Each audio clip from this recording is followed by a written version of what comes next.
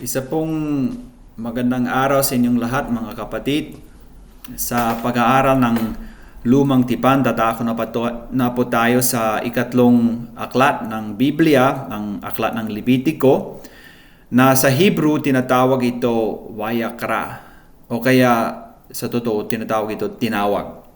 Sabagat ang unang salita ng aklat na ito, sinasabi tinawag ni Yahweh si Moses. Kaya ang unang salita na talaga ang ginagamit nila, tinawag.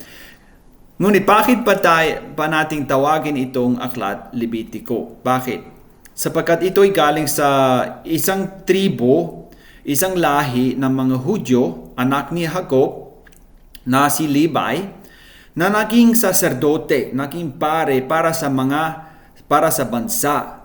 At dito po isinusulat yung mga patakaran, yung mga rules, regulations ng pagiging pare o pagtatalaga ng mga pare sa kanila, kung anong dapat ang layunin nila, anong mga tungkulin nila, dito po isinusulat. Kaya tinatawag pa natin ito Levitico. Minsan mahirap basahin ito. Parang balewala sa ating buhay. Parang hindi na kailangan basahin, hindi na kailangan pag-aralan. Ngunit sa totoo mga kapatid, huwag nating isipin na ganito. Sa totoo, mahalaga pa rin ito sa atin. Yung mga prinsipyo na spiritual dito ay malalim talaga para sa ating buhay Kristiyano. At maaari pa natin pag-aralan ito at tingnan ng wasto upang maging pagpapala pa rin ito sa ating buhay Kristiyano. Sapagkat si Jesus ang siyang tumupad lahat nito. At lahat ito ay nagtuturo sa atin na si Jesus ang tanging saserdote natin. Na si Jesus ang tanging pare natin na maaari po nating lapitan siya. So anong pinakalayunin ng aklat ng ito? Upang ituro sa atin at ipakita sa atin na ang Diyos ay banal. Siya ay banal at walang karumihan sa kanyang kaharapan. Pero ang tanong, paano ba siya pwedeng tumigil o tumira sa gitna ng mga tao na makasalanan? Ay sa kanilang panahon talaga, diba may tabernakulo na sila, may tolda doon na tumira ang Diyos. Paano ba siya pwedeng tumira o paano ba na pwede nating lapitan na tayo ay makasalanan, na tayo marumi sa Diyos na banal? Sapagkat sinasabi sa Biblia sa Pahayag chapter 21 verse 27, sinasabi na walang bagay na marumi kahit kailanman ay maaring lumapit sa Diyos. Kaya tanong, paano ba natin pwedeng lumapit sa Diyos na tayo yung mga makasalanan? Sa kanila may mga patas, may mga patakaran, mga rules na kailangan nilang tuparin. Pero ngunit sa atin, tinupad na ito ni Jesus. Purihin siya. Na hindi na tayo hindi na kailangan gawin ito. Pero marami pa rin tayo matutunan dito tungkol sa buhay nating Kristiyano. At nais ko pong ituro ito sa inyo sa araw na ito. Dalawang bagay ang binibigyan natin dito. Ang una ay ang sistema ng sakripisyo. Ang pangalawa namang ang mga kapistahan nila. Lahat ito nagtuturo sa atin na si Jesus ang siyang tumupad. Bago ba na tayo tatako doon, pag-aralan pa natin yung outline ng aklat na ito. Ito ay muli is chiasm, ibig sabihin mula sa Greek letter X na may pinaka-point. Patungo roon, tapos balik. Patungo sa pinaka-point, tapos balik na mula roon. Ang pinaka-point talaga dito ay ang Leviticus chapter 16, ang araw ng pagtubos. Na minsan lamang sa isang taon ay maaring pumasok ang isang saserdote, ang takilang saserdote sa harapan ng Diyos upang maghandog ng dugo para sa kapatawaran ng mga kasalanan ng tao. Yan ang pinaka-highlight, pinaka-point. Ngunit simula sa Leviticus chapter 1 verse 7, chapter 1 to chapter 7, yung sistema ng mga handog, yung mga iba't ibang handog. Tapos Leviticus 8 to 10 ang pagtatalaga o pagtatayo ng mga saserdote. Leviticus 11 to 15 kung ano ang marumi at malinis sa araw-araw na pamumuhay nila noon Ano ang mga bagay na marumi? Ano ang mga bagay na malinis? Paano linisin? Tapos ang pinaka-point, araw ng pagtubos ng kasalanan. Tapos balik na ang banal, kung ano ang banal at bastos sa araw-araw na pamumuhay. Sunod, yung mga patas o patakaran para sa mga saserdote. Tapos huli, yung mga kapistahan o yung mga tanging araw nila na pwede nilang ipagdiwang. So dalawang bagay na nais pa natin pag-aralan dito. Ang una ay ang sistema ng sakripisyo. Kung anong itinuturo nito para sa ating mga Kristiyano ngayon. Hindi na kailangan natin gawin ito. Yung mga iba't ibang handog o hayop na ihahandog sa Diyos, pero may kahulugan pa rin ito sa ating buhay Kristiyano. So may 5 iba't ibang handog.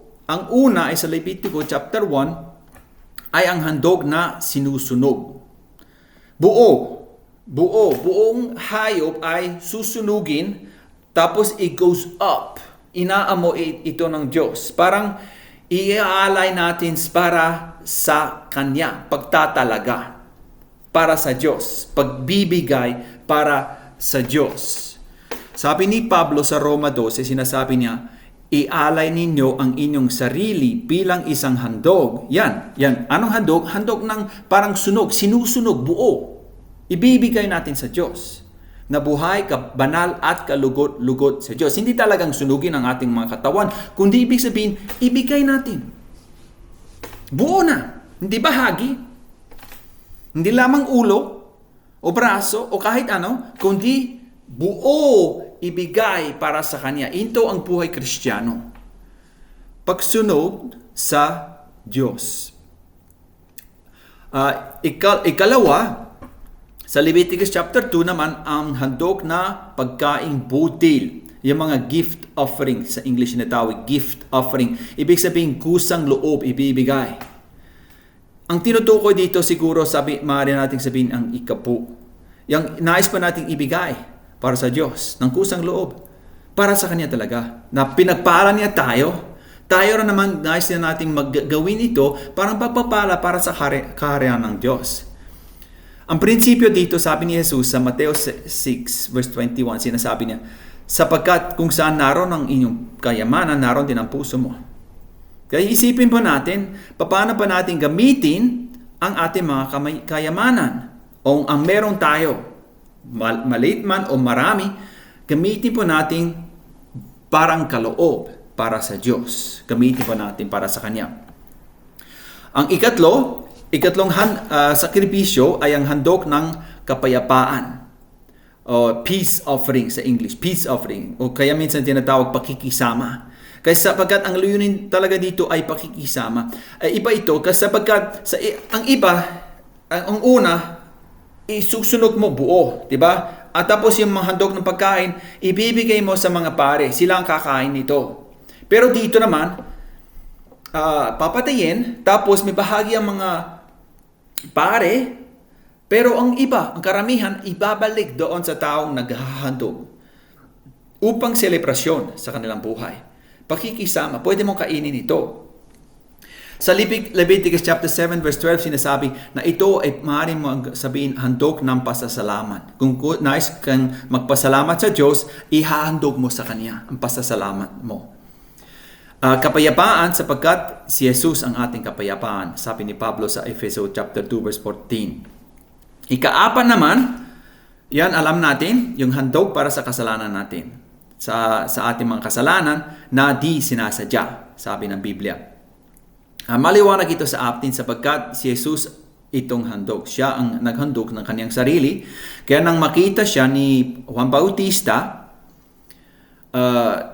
anong sabi niya? Heto na ang kordero ng Diyos na nag-aalis ng kasalanan ng sanlibutan. Yan ang sabi ni Juan Bautista sapagkat sinabi niya si Jesus itong handog talaga. Nag-aalis ng ating mga kasalanan. Kaya si Jesus namatay sa krus para sa ating mga kasalanan. Ngunit dito tinatawag kasalanan na di sinasadya. Anong ibig sabihin? Sa buhay nating Kristiyano, maaari pa nating sabihin na tayo ay namumuhay na makakasala pa rin tayo, pero huwag tayo nagsasadya na magkasala. Hindi nating sinasadya na makasala laban sa Diyos. Kaya sabi ni Juan, sa unang Juan chapter 3 verse 6, sinasabi niya, ang sinumang nananatili sa Kanya, na manatili kayo sa akin, sabi ni Jesus, diba? Sa John chapter 15, manatili kayo sa akin at mamumunga kayo na marami. Ang sinumang nananatili sa Kanya ay hindi na nagkakasala.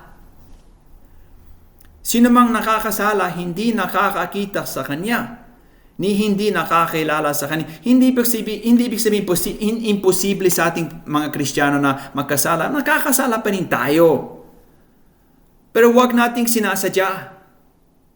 Huwag nating ginagawa ito ng sadya na lumalaban sa Diyos. Kung may kasalanan tayo, humingi tayo ng kapatawaran. Pinapatawad pa rin tayo. Pero ang puso natin ay nasa Diyos na talaga. Huwag na tayo mamuhay na lumalaban sa Kanya talaga. Huwag nating sinasadya. Ang ikalima naman, ang handog na pambayad sa kasalanan.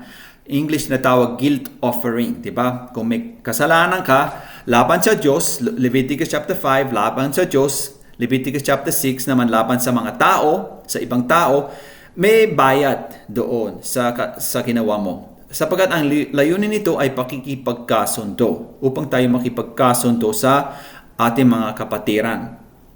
Kaya sabi ni Jesus sa Mateo 5, sabi niya, kaya't kung mag-aalay ka ng handog, sa dambana para sa Diyos at naalaala mong may sama ng loob sa iyo ang iyong kapatid, anong gagawin mo? Iwan mo muna ang iyong handog sa harap ng dambana at makipagkasundo ka sa Diyos. Makipagkasundo sa Diyos at sa tao. So, ito po ang mga 5 klase ng handog. Lahat ito tinupad ni Jesus. Lahat ginawa niya ito. At tayo bilang Kristiyano, ay mahalaga ba rin ito sa ating buhay Kristiyano? Halimbawa, ang handog ng yung burnt offering, yung na sinusunog. Ibig sabihin, buong buhay natin, ibigay sa Kanya. Parang handog na iaalay po natin, nagkalugot-lugot para sa Diyos. Yan ang kahulugan nito sa ating buhay Kristiyano. Tapos may bahagi ba sa ating buhay, sa ating mga kayamanan, nais po natin gamitin sa ikabubuti ng kaharian ng Diyos. Tapos yung pakikisama sa isa't isa, makikisama tayo sa isa't isa. Tapos pinatawad na tayo sa ating mga kasalanan. Ngunit kung nakakasala tayo sa ibang tao, kailangan din tayo lumapit sa Kanya at humingi ng kapatawaran. Yan ang buhay Kristiyano talaga. May kahulugan pa rin itong mga handog para sa ating buhay Kristiyano. Ngayon, ikalawang bahagi bagay na nais ko pong ipakita sa inyo sa araw na ito ay yung mga iba't ibang kapistahan ng mga Hudyo na sineselebrate nila, ipinagdiriwang nila sa taon-taon. Sabi sa Deuteronomy chapter 16 verse 16, na sa loob ng isang taon, ang inyong kalalakihan ay 3 beses haharap kay Yahweh. Tuwing piyesta ng tinapay na walang pampaalsa, yan ang una, mga March, April, ganon. Tapos piyesta ng mga Sanlinggo, Pentecostes, mga June. Tapos piyesta ng mga Tolda. Yan ay sa bandang September, October. So may tatlong beses sa isang taon na kailangan sila naglalakbay, mag-celebrate doon, magdiriwang ng mga piyesta. Magkasama-sama sila doon sa Jerusalem o sa harapan ng Diyos. Kaya pwede po natin igrupo ito na 3 grupo na muli ang tanging ibig kong sabihin o ituro sa inyo na ang siyang nagtuturo nito na si Jesus ang siyang tumutupad sa mga, hindi lamang sa mga sakripisyo kundi pati sa mga piyesta. Si Jesus ang pagtupad ng mga piyesta na sineselebrate ng mga Hudyo noon at kahit ngayon. So 3 grupo. Yung unang grupo ay sa bandang March o kaya April. This year it was April 11 hanggang April 13, yung mga unang 3. Yan 3 ay ang piyesta ng Paskwa, Pangalawa, susunod na araw kinabukasan ay piyesta ng tinapay na walang pampaalsa.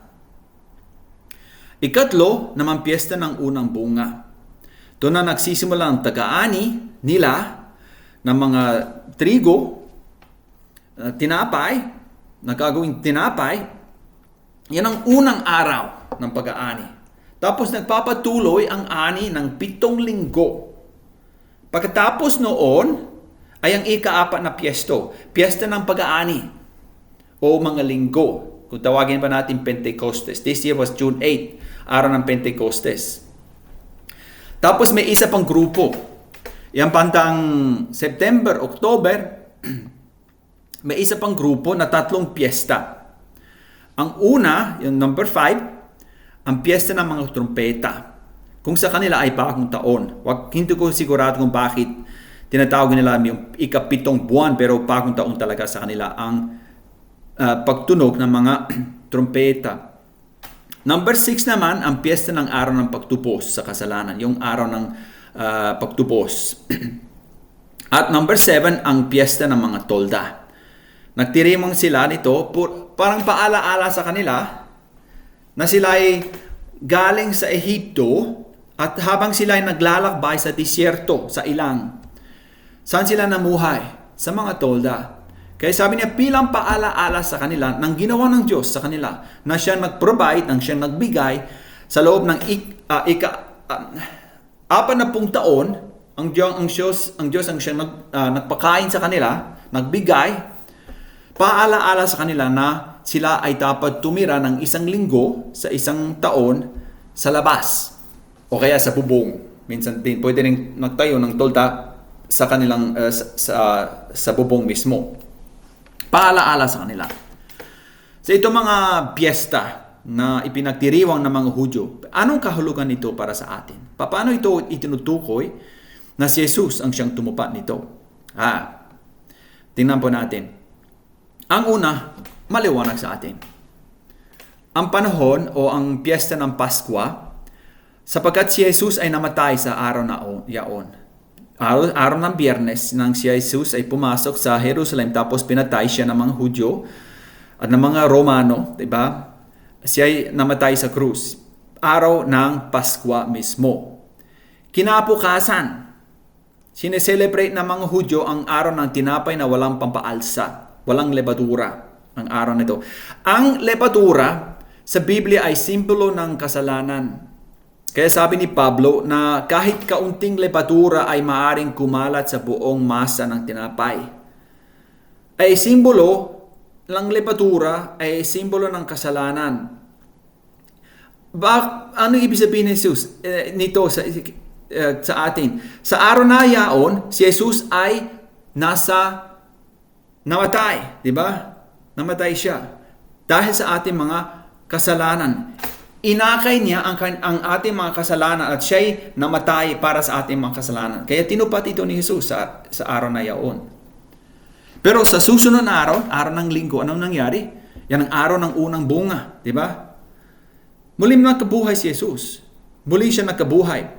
Kaya minsan binabanggit ng Biblia din na marami beses na ang muling pagkabuhay ni Jesus mismo ay ang unang bunga. Yan, tinatawag ito the first fruit sa English, first fruits o kaya ang unang bunga ng mga mabubuhay. Sabi ni Pablo sa 1 Corinto 15, pwede pa ninyong basahin ito. Kaya tinupat ito ni Jesus sa araw ng muling pagkabuhay.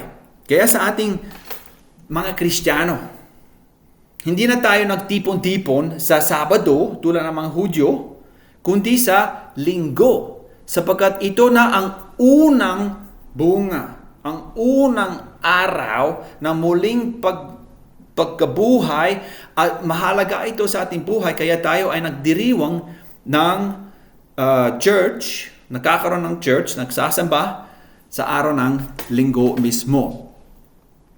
Okay, tinupat na ito ni Jesus, di ba? Noon. Tapos na ito. Ngayon, ang ikalawang grupo, isa lamang ang piyesta sa panahon ng mga Hunyo. Pagkatapos ng 7 linggo, bumabalik sila, tapos na ang pag-aani o tag-ani, bumabalik sila sa Jerusalem upang mag-alay din ng mga handog sa Diyos. Ito ang araw na sinasabi ng Biblia sa Gawa chapter 2 nang bumaba ang Espiritu Santo. Di ba? Anong araw ito? Araw ng Pentecostes. Na araw ng pasimula ng iglesia. Dito na po nagsisimula ang pagkawatak-watak ng iglesia. Mula sa Jerusalem patungo sa Judea, sa Samaria, hanggang sa dulo ng mundo, sabi ni Jesus. Di ba? Dito na po nagsisimula ang iglesia mismo. Tayo ay nasa araw pa rin ito. Tayo ay nasa araw ng Pentecostes na siyang araw ng pag-aani. Ang nais ng Diyos sa panahong ito na tayo ay mag-ani. Magdala ng ani para sa Kanya. Magbigay ng ani para sa Kanya. Araw ng anihan talaga. Hanggang ngayon, hanggang babalik si Jesus. Kaya ang ikatlong grupo naman ay ang tumutukoy nito ang isa pang darating na araw. Ang araw ng pagbalik ni Jesus. Hindi pa ito tinupad, pero tutuparin ito ni Jesus pagbalik niya. Ang tinutukoy niya dito. So, ang unang grupo talaga ay tapos na. Ginawa ni Jesus sa unang pagpunta niya rito sa mundo. Tapos, tayo naman ngayon ay namumuhay ngayon sa araw ng Pentecostes, araw ng pag-aani. Pero may isa pang araw na darating na ang araw ng pagbalik ni Jesus, ang ikalawang pagbalik ni Jesus, na may tatlong bahagi din. Tatlo pang araw, tatlo pang piyesta na ipagdiriwang doon. Ang una ay ang araw ng mga trumpeta. Sinabi ko kanina, yung araw na yon ay ang araw ng bagong taon sa mga Hudyo. Bagong taon talaga. So, kaya mga Hudyo, tumutunog, pag bagong taon, tumutunog ng trumpeta upang sabihin sa mga tao, bagong taon na. Pero sa Biblia, may isa pang trumpeta. Tinatawag ito ng Biblia na sa bagong tipan, ang huling trumpeta.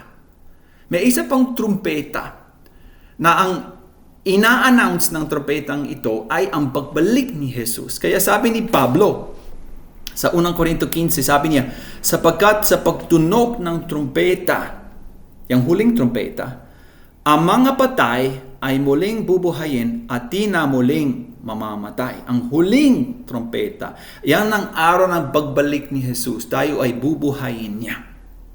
Yan ang tinutukoy ng araw ng trumpeta. Ang araw ng pagtubos naman, maaari pa nating sabihin, di ba tinupad na ito ni Jesus sapagkat siyang tumubos para sa ating kasalanan? Oo naman. Pero may isa pang bahagi dito, na isa pang parte na pwede pa nating pag-aralan dito. Sa bagong tipa ngayon, ang salitang ginagamit dito ay pakikipagkasundo. Pakikipagkasundo, reconciliation sa English, to reconcile with God. Nakipagkasundo na tayo sa Diyos sa magitan ni Kristo.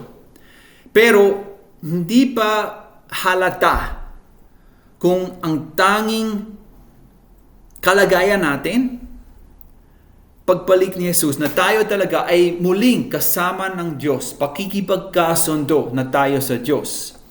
Kaya ito ay tumutuko sa pagpapabuti o pagsasaayos sa restoration English of all things. Ang ating mga relasyon tungo sa pagkakasundo.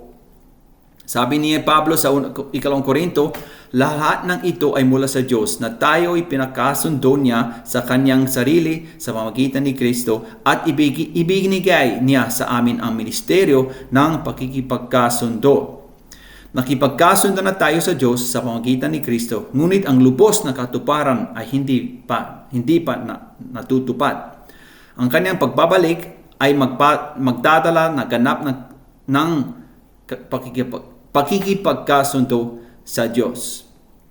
Tapos ang huli ay ang araw ng mga tolda. Yan ang talagang panahon ng selebrasyon, panahon ng pagdiriwang. Ganon din na sa kultura ng mga Hudyo, talagang selebrasyon ang panahong ito.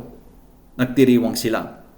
Kaya sabi ni Zechariah sa chapter 14, sinasabi, bawat isa na nakaligtas mula sa lahat ng bansa na lumaban sa Jerusalem ay aahon taon-taon upang sumamba sa hari, sa Panginoon ng mga hukbo, at upang ipangilin ang mga kapistahan ng mga kubol o kaya tolda. Kaya sabi niya, pagbalik ni Jesus, anong susunod? Yung 1,000 taon ng kaharian ng Diyos, di ba? Araw ng pagdiriwang. At anong sineselebrate nila noon? Ang panahon, ang araw ng mga tolda. So, ibig sabihin, ang itinutukoy nito talaga ang darating na araw ng pagbalik ni Jesus. So, dalawang grupo. Ang unang grupo ay ang kamatayan ni Jesus para sa ating mga kasalanan. Pangalawang grupo, yung piyesta ng Pentecostes, pagkaani tayo nasa panahon ito, pero may isa pang grupo, isa pang panahon na pagbalik ni Jesus ay kanyang tutuparin na yung mga piyesta na ito. Ano ibig sabihin ng aklat ng Leviticus para sa atin? Ibig sabihin, si Jesus ang tunay at mas magaling na dakilang saserdote. Meron tayong dakilang saserdote at walang iba ito kundi si Jesus. Kaya sinasabi sa Hebreo, chapter 4, kaya nga, magpakatatag tayo sa ating pananampalataya dahil mayroon tayong dakilang pinakapunong pare na pumasok na sa kalangitan. Doon mismo sa harap ng Diyos. Siya ay walang iba kundi si Jesus na anak ng Diyos. Siya ang tunay at walang ibang dakilang saserdote kundi si Jesus. Siyang tumupad. Kaya hindi na kailangan meron tayong dakilang saserdote dito sa mundo, kundi meron tayong saserdote sa langit na para sa atin. Pangalawa, si Jesus ang tunay at mas magaling na handog. Siya mismo ang handog. Sabi ng manunulat sa Hebreo chapter 9 verse 12, minsan lamang pumasok si Kristo sa dakong kabanal-banalan at yo'y sapat na. Minsan lamang, sapat na ito, sabi niya. Hindi dugo ng mga kambing at guya ang kanyang inihandog, kundi ang sarili niyang dugo upang magkaroon tayo ng walang hanggang kaligtasan. At pangatlo, si Jesus ang tunay at mas magaling na kapanalan talaga. Nice, ituro ng Biblia, ng aklat ng Levitico, paano tayo pwedeng maging banal. Sa panggitan ni Jesucristo, siya ang tunay na kapanalan. Sabi ni Pablo sa 1 Corinto 1, sa Kanya nagmula ang buhay na taglay ninyo dahil sa pagkikipag-isa ninyo kay Kristo Jesus na siyang ginawang karunungan natin. Sa pamagitan din niya, tayo'y tinuring na matuwid, ginawang banal at iniligtas ng Diyos. Itong mga bagay na paksa ng aklat ng Levitico ay tinupad ni Jesus. Siya ang tunay at dakilang saserdote. Siya ang tunay at mas magaling na handog at siya ang tunay at mas magaling na kapanalan. Lahat ito ay ating tatanggapin sa pamamagitan ng dugo ni Kristo. Sa lumang tipan noong panahon ng mga Hudyo, inilipat ang marumi patungo sa malinis. Kailangan nilang gawin ito upang maging malinis sila. Pero sa ating kabaligtaran, pinagong ito ni Kristo. Siya inilipat ang malinis sa marumi. Siya na malinis na bigay ng kanyang kalinisan para sa atin. Kaya tayo ay maging malinis na. Ito ang dakilang palitan. Sa English, the great exchange na ginawa ng Diyos para sa atin. Kaya maaari pa nating sabihin ang aklat ng Levitico miski minsan siguro mahirap basahin, ngunit sa totoo marami tayong matutunan dito tungkol sa ministry o gawain ni Jesus kung bakit siya naging nakatawang tao. Purihin siya sa kanyang kabutihan at salamat sa inyong pakikinig sa akin. Pagpalain nawa kayo ng Diyos. Amen.